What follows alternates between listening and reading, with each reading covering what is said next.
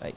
Bismillahirrahmanirrahim. Assalamualaikum warahmatullahi wabarakatuh. Alhamdulillahirabbil alamin. Wassalatu wassalamu ala asrofil anbiya'i wal mursalin Sayyidina Muhammad wa ala alihi wa sahbihi ajmain. Rabbi srahli sadri wa yassirli amri wahlul uqdatam min lisani yafqahu qauli. Apa kabar Bapak Ibu sahabat Magnet Rezeki dimanapun Anda berada? Masya Allah, sore hari ini kita berbahagia, kita berjumpa lagi.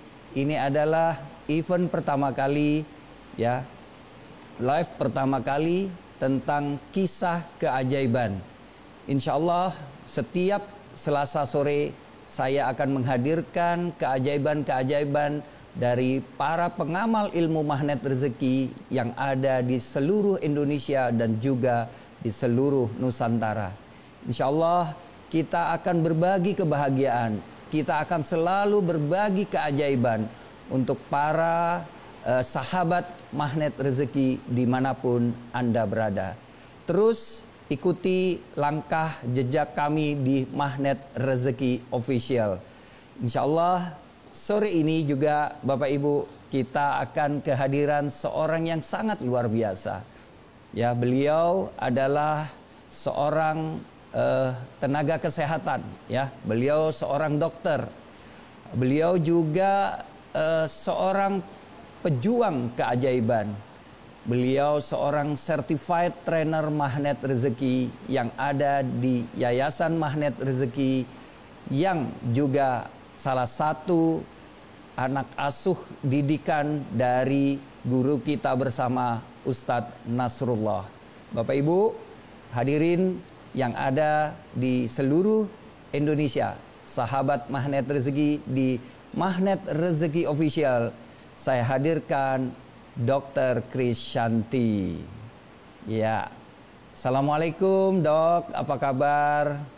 Waalaikumsalam warahmatullahi wabarakatuh. Sehat Dok? Arif. Alhamdulillah, baik. Baik Dok, ini kita sudah live di Facebook Magnet Rezeki Official, ya. Silahkan disapa-sapa dulu Dok, teman-teman yang ada di Magnet Rezeki Official. Silahkan Dok. Assalamualaikum warahmatullahi wabarakatuh. Apa kabarnya sahabat Magnet Rezeki dimanapun Anda berada? Senang sekali bisa berjumpa dengan sahabat semua. Insya Allah sahabat semua dalam keadaan sehat walafiat, semakin bahagia, semakin dijayakan, semakin berlimpah berkah, dan insya Allah kita dengan berbagi kisah ajaib ini juga akan menambah energi teman-teman dan keajaiban terus hadir dalam hidup teman-teman semua. Ya, silakan Pak Arif.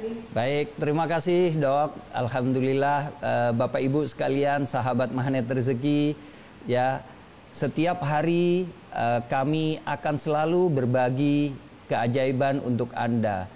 Di Magnet Rezeki sendiri, ketika kita belajar ilmu magnet rezeki, ujungnya adalah selalu Anda akan harus mendapatkan keajaiban. Nah, jika Anda belum dapat keajaiban, mungkin ya ada yang belum benar dari ketika Anda PAA-nya, ya, kepercayaannya Anda masih belum sempurna. Kemudian pengamalannya Anda mungkin baru setengah-setengah atau mungkin belum mengamalkan sama sekali. Nah, yang ketiga, bagaimana ketika Anda mau mengalirkannya. Nah, sore ini Bapak Ibu, insya Allah saya akan mengalirkan satu kisah keajaiban, ya, yang benar-benar kisah nyata dari sahabat saya ini. Ya, mungkin Bapak Ibu sudah tidak asing dengan beliau, ya, karena beliau juga sering, ya, tampil di layar kaca Anda, ya. Namun beliau ini juga adalah salah satu sahabat saya, guru saya, dan juga orang yang pertama kali, ya, menceburkan saya, bagaimana memaksa saya untuk mengalirkan ilmu ini pertama kali ketika mengadakan private training, ya. Baik, tanpa berpanjang-panjang lagi, berlama-lama lagi ya, saya ingin berdialog ya, santai dengan Dokter Krisanti ini. Baik, Dok, saya ingin tanya nih, pertama kali waktu dokter baru pertama mengenal ilmu magnet rezeki ini, bagaimana dan dari mana awalnya ketika mengenal ilmu magnet rezeki ini, Dok? Iya, terima kasih Pak Arif. Bismillahirrahmanirrahim. Asyhadu alla ilaha illallah wa asyhadu anna Muhammadan abduhu wa rasuluh. Rabbi sholli shodri wa yassir amri wahlul 'uqdatam min lisani yafqahu qawli. Rabbi zidni ilman warzuqni. Ya, Pak Arif. Pertama kali dulu saya mengenal ilmu magnet rezeki ini melalui wasilah sahabat saya, Bu En Sukaini, yang seorang PMB sekarang ini ya. Beliau pada waktu itu mengenalkan saya dengan audio magnet rezeki. Waktu itu masih tahun 2015, jadi masih awal-awal Pak Nas membuat audio magnet rezeki. Materinya masih satu persatu. Kalau mau nambah materi, followernya harus sekian. Jadi kita tuh ngajak-ngajak siapa aja, ayo ini ada ilmu keren nih, ada ilmu keren, supaya jurus berikutnya keluar gitu. Luar biasa ya. Iya. Terus kelanjutannya gimana sampai dokter mendalami ilmu magnet rezeki ini, Dok?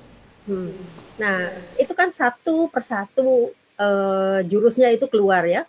Begitu sampai di jurus Garputala, wah itu jelek, saya bilang, ini saya udah ngalamin ini dulu gitu. Saya jadi keinget lagi dengan pengalaman saya dulu yang saya gak begitu mikirin sebenarnya. Meskipun pada waktu itu saya sempat bikin jurnal ya, karena buat saya itu satu keajaiban besar gitu ya, yang subhanallah gitu. Nah, itulah yang membuat saya teringat lagi dengan apa yang saya alami. Saya sendiri ketemu Pak Nas secara langsung itu sebenarnya kita sering ngikutin Pak Nas dari masjid ke masjid pada waktu itu. Kemudian mulai bikin training, setiap trainingnya juga kita ikut gitu. Tapi juga belum terlalu deket ya, meskipun saya udah ikutin terus itunya materinya ya. Materinya kita ikutin terus ya. Tapi sampai launchingnya buku RMR pada waktu itu. Launching buku RMR itu kami ketemunya dengan Pak Nas itu di Masjid Al-Latif di Pasaraya. 16 ya waktu itu ya? Ya, 2016 pada waktu itu. Ya. Bertepatan hari Arafah.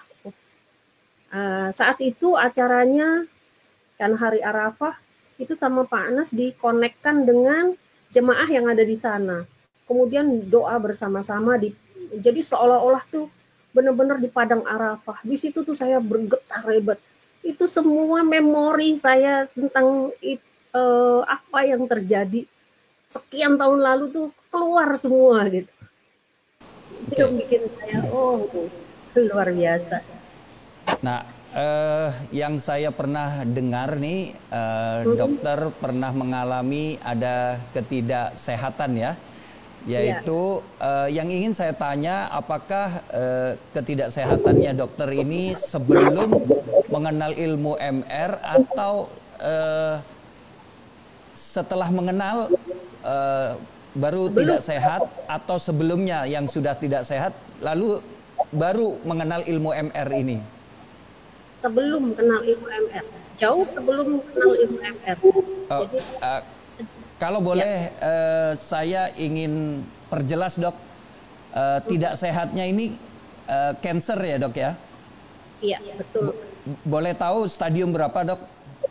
Pada waktu itu stadium 4. Mungkin karena saya abai ya, saya tidak berpikir sampai sejauh itu gitu.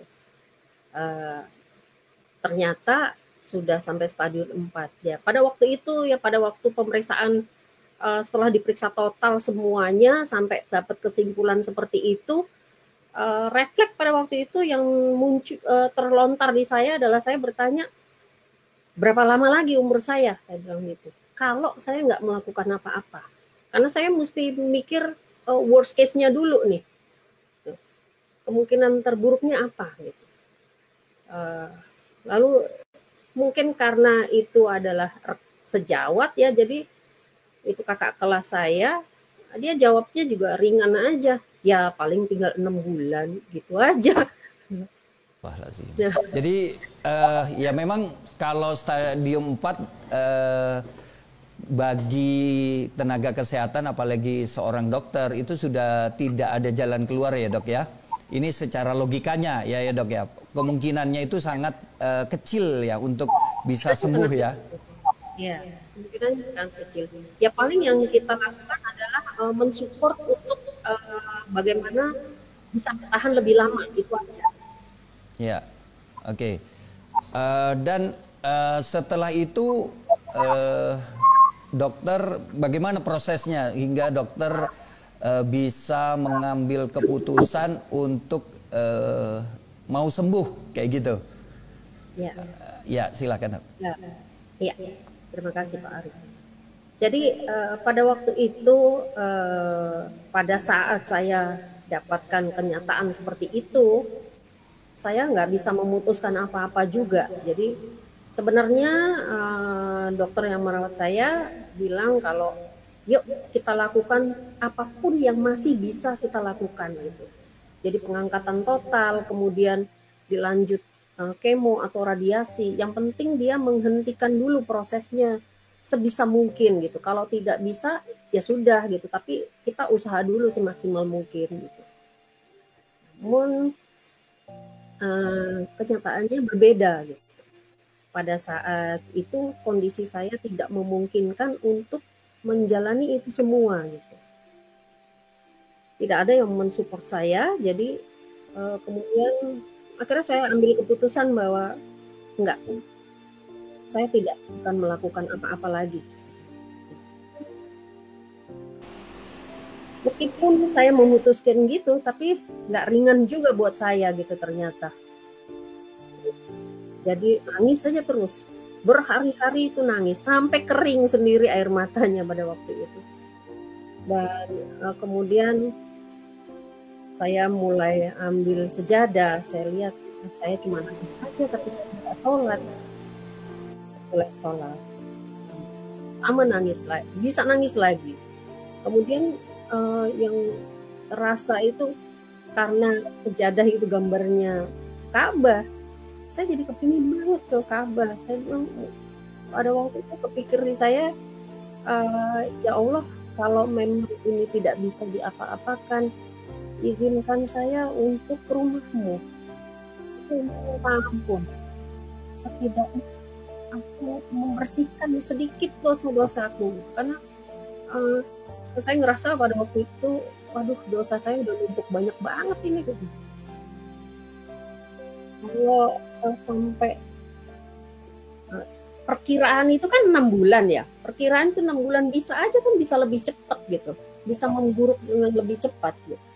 Jadi bayangan yang ada di kepala saya tuh, waduh kalau saya masuk neraka kayak apa ya ini ya gitu.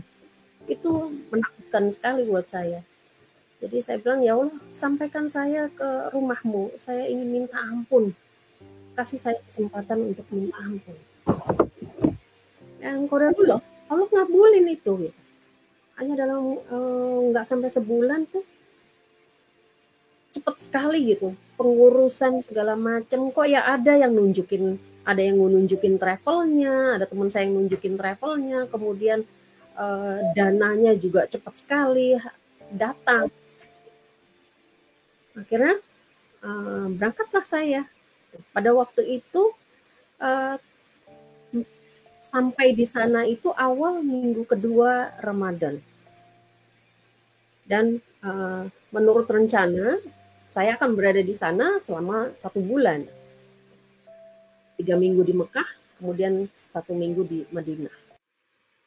Nah, pada waktu saya masuk pertama kali ke Masjidil Haram itu, bertepatan dengan azan maghrib.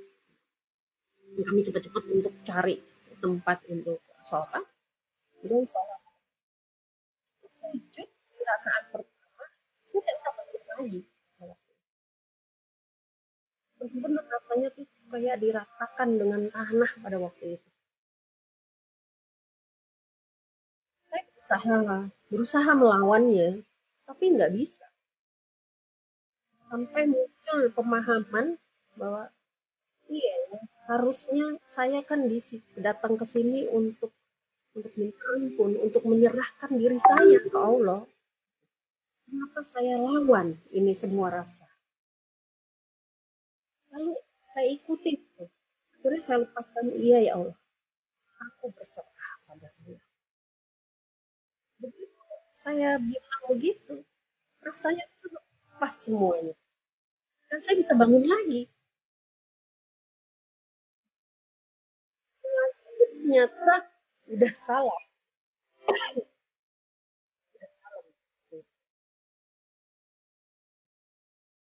Kemudian selanjutnya ya udah biasa aja. Saya lakukan ibadah-ibadah yang lainnya dan pada waktunya umroh ya saya umroh. Dan eh, saya punya kebiasaan setiap subuh, habis sholat subuh, setelah bubar itu saya kan cari tempat di depan multazam, saya buka Al-Quran, Al-Quran yang saya bawa sendiri ada terjemahannya. eh, Kemudian saya mulai baca di situ dan berdoa. Ya sholat, apa belum buka ya. Baca baca aja, baca Al-Quran ya. Baca Al-Quran dan doa, banyak-banyak berdoa. Banyak-banyak berdoa di situ. Nah, hari ketiga mungkin ya, itu tahu-tahu tuh saya rasanya tuh emosi, emosi sekali.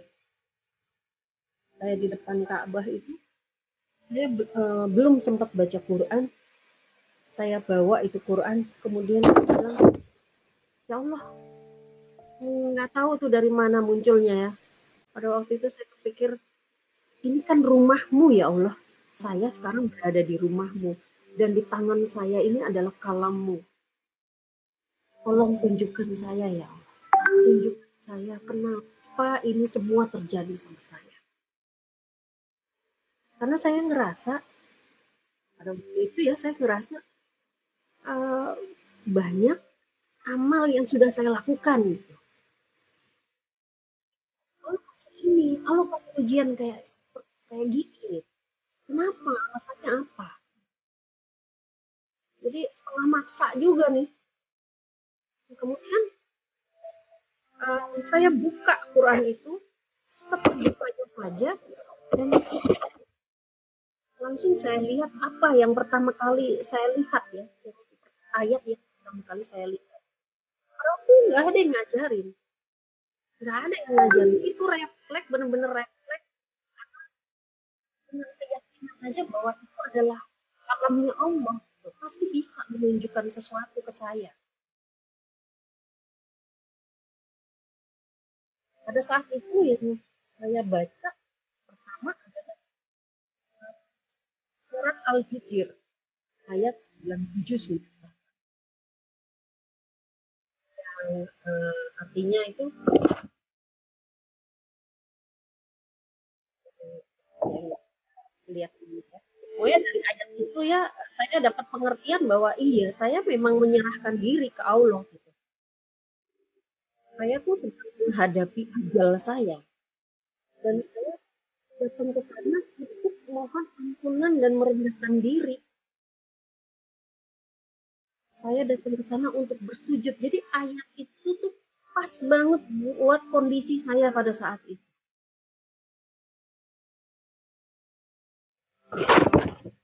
Begitu baca itu ya dan itu saya sampai gemeter takut gitu ya.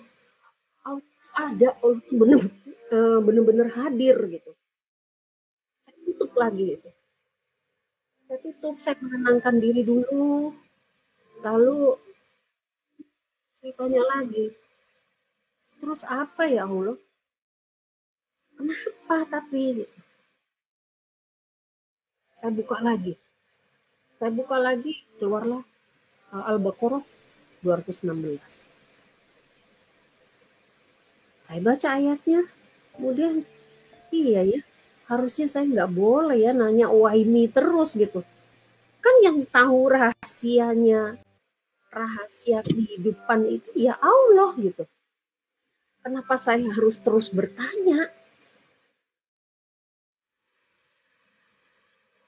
Hidup ini kan dalam genggamannya Allah. Kenapa saya harus terus tanya? Saya nggak akan mampu nanya. Dan karena 2 ayat tadi itu menjawab pertanyaan saya, kemudian saya, oh berarti ini saya bisa dong berkomunikasi dengan Allah. Saya tutup lagi, saya tanya lagi, lalu apa ya Allah? Saya harus apa? Saya kembali membuka, terlihat Al-An'am 1. Wah, ayat tersebut itu jelas sekali yang mana ya? Karena saya nggak pakai slide, jadi nggak inget juga satu-satu. Dari ayat itu nangis, benar-benar nangis. Kalau saya nggak yakin sama Allah, tadi saya akan mencari Tuhan yang lain selain itu.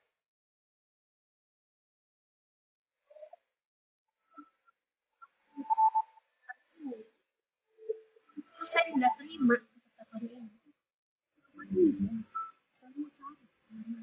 Emang ada, emang ada Tuhan yang lain. Kan saya datang ke sini buat Allah.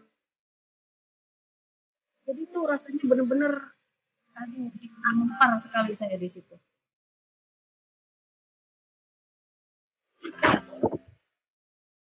Kemudian saya masih bertanya lagi, lalu saya harus apa ya Allah? Saya sadar ya Allah, ini salahnya saya, ini pasti salahnya saya. Terus saya harus apa? Terbuka surat An-Nisa ayat 40. Makin lagi merasa bersalah. Jadi ayat itu satu persatu menunjukkan benar, apa yang saya buka itu benar-benar menunjukkan kondisi saya, keadaan saya, apa yang ada di hati saya, itu benar-benar persis sekali apa yang keluar di ayat-ayat tersebut.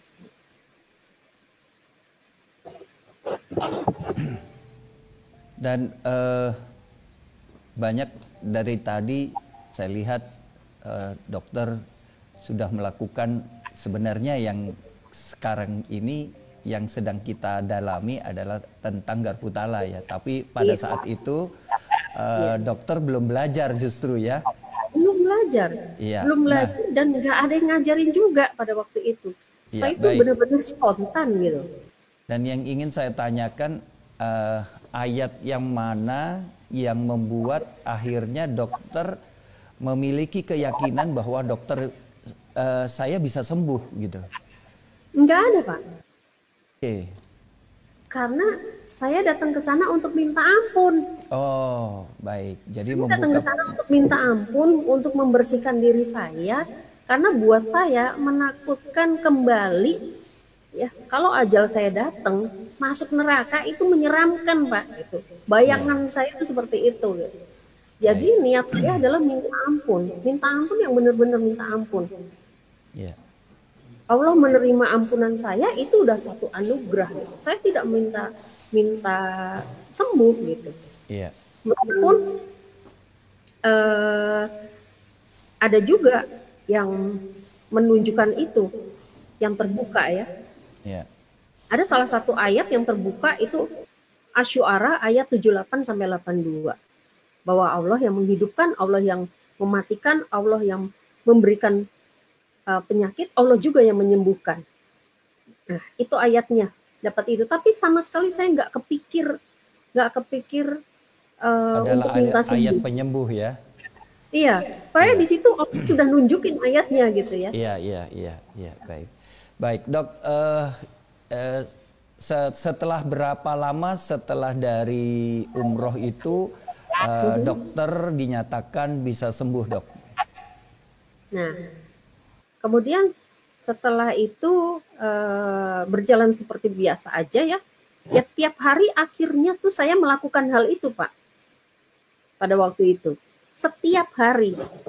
Setiap hari setelah saya subuh saya duduk di depan Ka'bah, saya baca Quran dulu, habis itu saya lakukan seperti ini. Ya, saya sama sekali nggak tahu ini namanya apa. Sampai akhirnya saya pulang, saya bilang kok saya masih bisa pulang ya? Kok badan saya nggak kenapa-napa ya? Maksudnya saya berangkat dengan kondisi yang tidak kuat. Tapi pada saat pulang, kok rasanya baik-baik aja gitu. Tidak bertambah lemah, biasa aja. Meskipun memang kurus kering ya, tapi biasa aja. Nah, habis itu saya nggak pikirin tuh. Saya nggak pikirin karena kepulangan itu saat saya bisa pulang, saya bisa ketemu dengan keluarga, ketemu dengan anak-anak, itu aja udah anugerah buat saya gitu. Nah, 2 bulan setelah itu baru dokter bedahnya nelpon saya. Kamu kemana? Kok nggak muncul-muncul? Saya tuh berusaha ngubungin kamu tapi nggak bisa dihubungin. Oh iya, memang. Saya memang nggak mau berurusan sama rumah sehat lagi. Ya udahlah, saya udah nyerahin hidup saya kok sama Allah. Nah, kemudian dia memujuk saya untuk saya datang lagi ke rumah sehat. Ayolah, kita bantu deh. Kita bantu semuanya. Pokoknya teman-teman ini dibantu. Dengan dibujuk-bujuk-bujuk, akhirnya saya datang juga ke rumah sehat dan udah, yuk kita lakukan apa yang bisa dilakukan. Tapi sebelum kita memulai, kita periksa dulu, kita periksa ulang semuanya untuk persiapan tindakan. Pada saat pemeriksaan itulah ditemukan sudah nggak ada gitu. Jadi bahkan CA markernya pun sudah dalam kadar aman, jadi tidak ada cancer lagi. Subhanallah, itu ya. benar-benar pada waktu itu saya nangis, sujud ya. Semua juga, kok bisa ya? Ini kenapa? Kamu tuh dari mana sih sebenarnya? Jujur aja deh dari mana gitu. Pada waktu itu lagi marak-maraknya pengobatan di Cina. Iya. Pengobatan kanker di Cina. Itu lagi marak-maraknya. Oh, apa kamu pergi ke sana? Nggak mau ngaku aja gitu. Enggak, saya bilang. Saya ketemu ke rumah Tuhan saya bilang.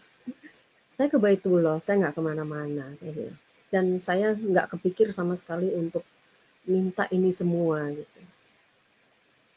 Nah, ternyata kan setelah berjalannya waktu itu saya masih terus melakukan apa yang sudah saya lakukan pada waktu itu. Jadi Saya kebiasaan mencari, ya, Dok ya? ya, Akhirnya. saya mencari tahu juga apa sih ini, ada rahasia apa sih kok bisa kayak begini gitu. Kok bisa kayak begini? Nah, kemudian saya sampai di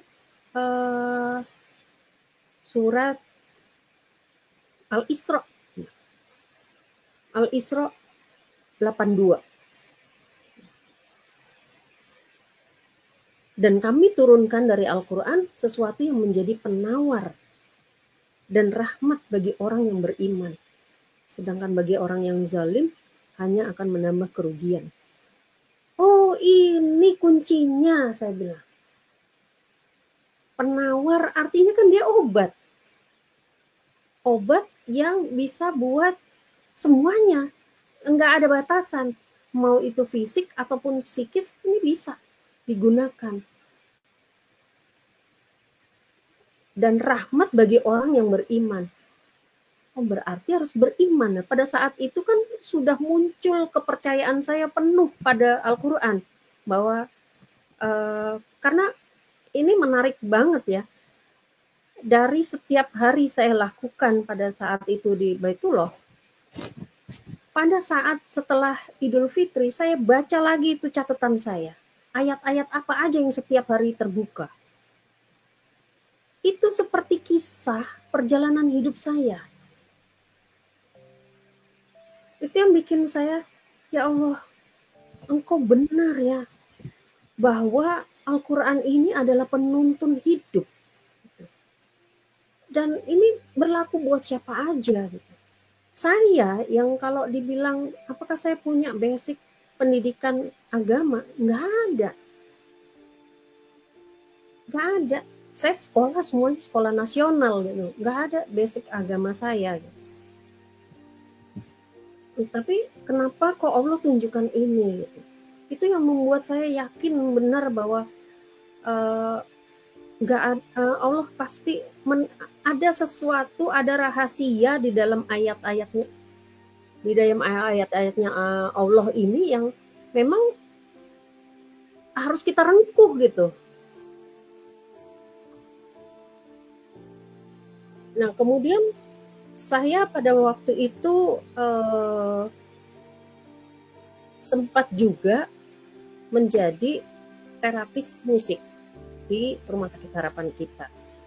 Nah, pada waktu itu saya mulai coba deh pakai Al-Quran, nggak pakai musik klasik.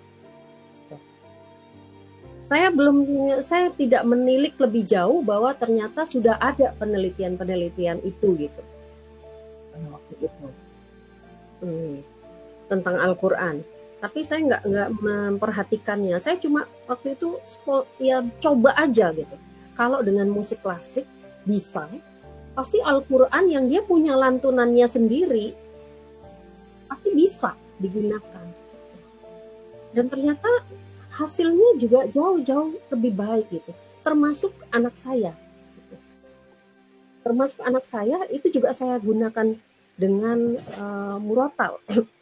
Dengan terapi murotal ini. Nah, kemudian ada satu ayat juga yang cukup mengena juga di saya, yaitu An-Nahl ayat 89. Ya. Di akhir ayatnya itu, dan kami turunkan Al-Quran kepadamu untuk menjelaskan segala sesuatu sebagai petunjuk, serta rahmat dan kabar gembira bagi orang yang berserah diri. Nah itu saya, oh ini rupanya rahasianya. Dan saya dapatkan ayat-ayat ini nggak dalam satu waktu itu Pak. Itu kurun waktunya tuh sambil berjalan ya bertahun-tahun gitu. Dan oh ini kenapa dulu bisa terjadi seperti itu, kenapa Allah kasih. Apalagi pada saat saya sudah bertemu dengan ilmu MR. Ilmu MR memakai surat Nuh ayat 10 sampai 12 sebagai sebagai patokan ya, sebagai panduan, sebagai dasar dari ilmu MR ini. Maka mohon ampunlah kepadaku. Aku akan turunkan hujan dengan lebat. Ya kan? Nah, itu iya ya. Ternyata memohon ampunan itu membukakan segalanya. Disitulah saya mengerti, oke, ternyata itu yang terjadi pada saya.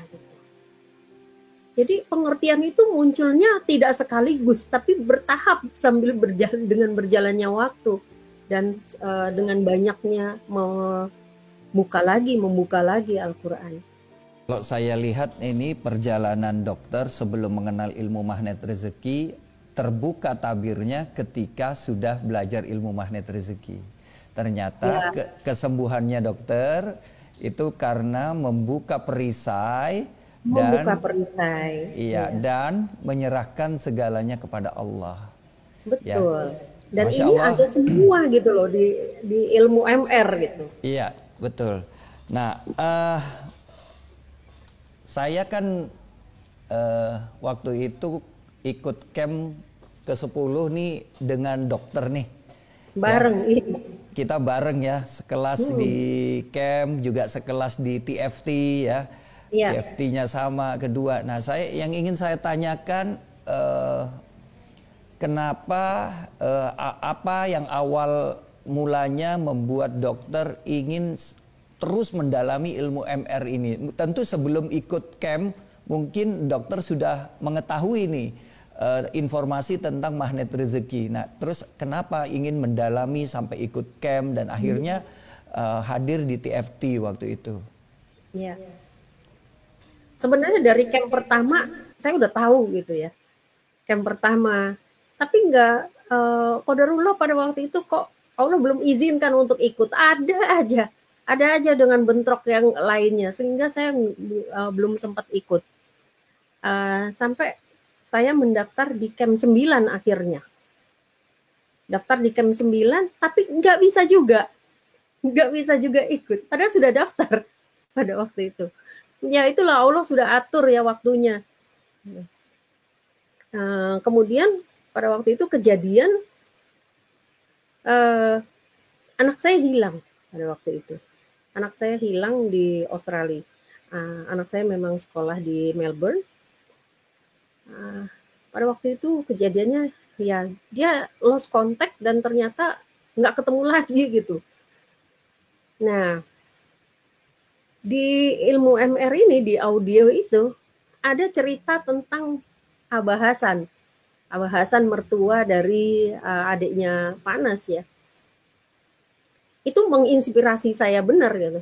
Pada waktu saya tahu kejadian itu, karena saya udah tahu wow keren ya, responnya wow keren aja gitu. Meskipun nangis juga tapi wow keren gitu. Nah, kemudian saya pakai cerita Abah Hasan itu sebagai acuan saya gitu. Saya minta lagi, saya lakukan garpu tala, saya bilang ya Allah beri saya surat yang menenangkan buat saya dan menemani saya, karena saya juga nggak tahu langkah apa yang mesti saya lakukan ini gitu. Kemudian saya dawamkan terus itu surat Ar-Rahman itu. Allah bukakan semuanya. Bantuan itu seperti kebetulan yang luar biasa gitu. Dan itu memudahkan semua prosesnya. Sampai ujung-ujungnya Allah seperti antarkan anak saya ke depan saya. Salah satu kisah yang saya ingat, yang selalu saya ingat dari Dokter Krisanti ya. Jadi memang waktu itu saya juga mendengar langsung ketika Dokter Krisanti berkesaksian. Nah, yang ingin saya garis bawahi. Masih anget, Pak. Karena waktu itu masih anget. Iya. Saya baru pulang itu. Iya, saya betul. baru pulang. Iya. Saya baru pulang dari Australia pada waktu itu. Dan ada camp 10, saya langsung daftar. Tapi udah di last minute, untungnya ya qadarullah Allah kasih satu seat buat saya gitu. Masya Allah. Nah, yang ingin saya garis bawahi justru itu sudah berulang-ulang. Bahkan saya setiap kali private training, setiap kali seminar, saya juga menceritakan nih kisah Dokter Krisanti yang menemukan anaknya di Australia itu. Nah, yang ingin saya garis bawahi di sini justru yang tabir yang selama ini belum terungkap ya. Bagaimana kesembuhan dokter yang tak terduga tadi gitu ya. Bagaimana sembuh yang tanpa harus ke dokter, tanpa harus melakukan kemo ataupun melakukan operasi lainnya dari sakit kanker stadium 4 ya. Itu sangat luar biasa. Jadi sahabat, untuk sahabat magnet rezeki dimanapun Anda berada, ini satu inspirasi sore ini untuk kita semua. Kita tahu bahwa saat ini COVID-19 semakin besar beritanya. Semakin banyak orang yang terpapar oleh COVID-19. Apapun sebenarnya penyakit yang Anda terima ataupun sahabat lain yang terima, baik COVID-19 ataupun penyakit yang lainnya.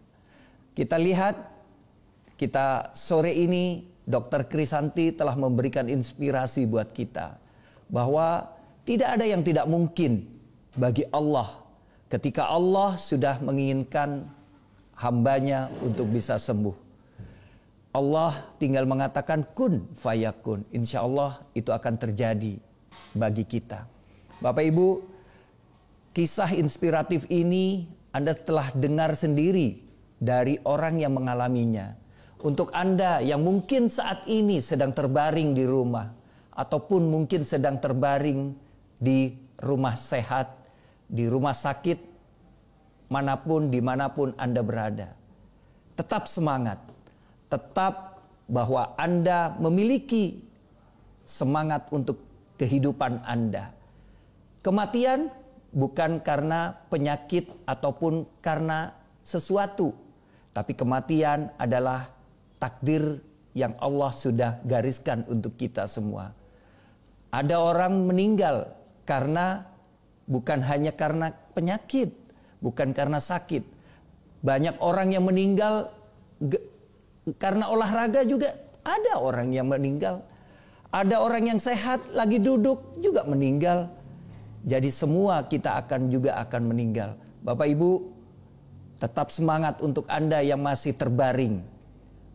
Allah siap membantu Anda. Dengan catatan Anda mengakui bahwa kita adalah manusia yang penuh dengan dosa. Kita bersandar kepada Allah. Kita akui bahwa semua penyakit datangnya dari Allah. Dan semua kesembuhan juga datangnya dari Allah. Bapak Ibu, demikian yang bisa kami sajikan. Kami akan minta sedikit statement, closing statement dari Dr. Krisanti, ya, bagaimana beliau bisa sembuh yang tak terduga, tentu datangnya dari Allah. Silakan, Dok. Ya, Pak. Ya, kita mengacu ya ke surat Al-Isra. Surat Al-Isra ayat 82 di mana Al-Quran itu memang salah satu fungsinya adalah sebagai syifa. Dan Allah sudah menjanjikan itu. Al-Quran adalah penawar dan rahmat bagi orang-orang beriman. Kuncinya adalah beriman. Kita percaya dulu, hakul yakin dulu dengan ini, dengan Al-Quran. Kita pun dari awal sudah diminta sebagai umat Islam bahwa kitab ini ada percaya kepada kitab, percaya kepada Al-Quran itu ada di rukun iman. Kenapa kita tidak mengimaninya dengan penuh? Pada saat kita mengimaninya dengan penuh, janji Allah pasti jalan. Kemudian satu lagi surat An-Nahl ayat 89. Di mana Al-Quran itu memberikan sebagai petunjuk dan kabar gembira. Bukan kabar tidak gembira loh. Bukan kabar yang tidak menyenangkan ya. Tapi di sini sudah jelas-jelas dibilang kabar gembira. Artinya Allah sudah menyiapkan sesuatu yang baik di depan sana yang kita nggak tahu. Tapi ada syaratnya bagi orang yang berserah diri. Nah, kita berserah diri kepada Allah. Berserah diri dan bergantung penuh pada Allah. Bukan bergantung kepada makhluk. Bukan bergantung kepada teknik-teknik. Semua ikhtiar kita itu untuk melengkapi kita berserah ke Allah.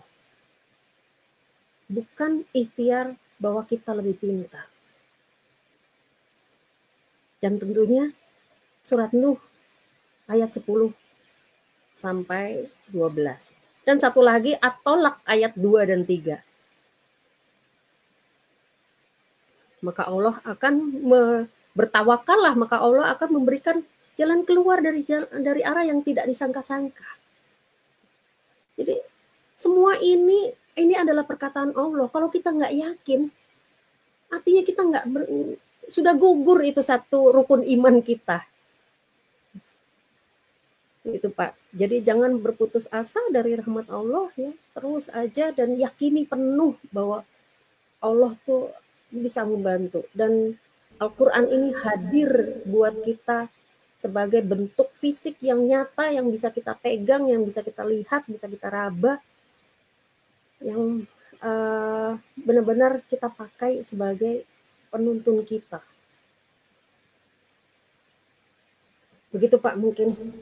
Terima kasih Dr. Krisanti, Masya Allah, Tabarakallah ya, kisah insir yang sangat menginspirasi sore ini. Kisah nyata yang benar-benar Anda dengar sendiri Bapak Ibu ya di Facebook Magnet Rezeki Official. Hari ini kita sudah menjadi saksi atas kesembuhan ya, kita mendengar langsung atas pernyataan kesembuhan yang tak terduga dari Dr. Krisanti atas penyakit dari kanker stadium 4. Bapak Ibu, seperti yang saya katakan tadi, apapun yang kita alami hari ini, tetap semangat, kita sama-sama memiliki kesempatan. Kesempatan inilah yang harus kita gunakan dengan baik.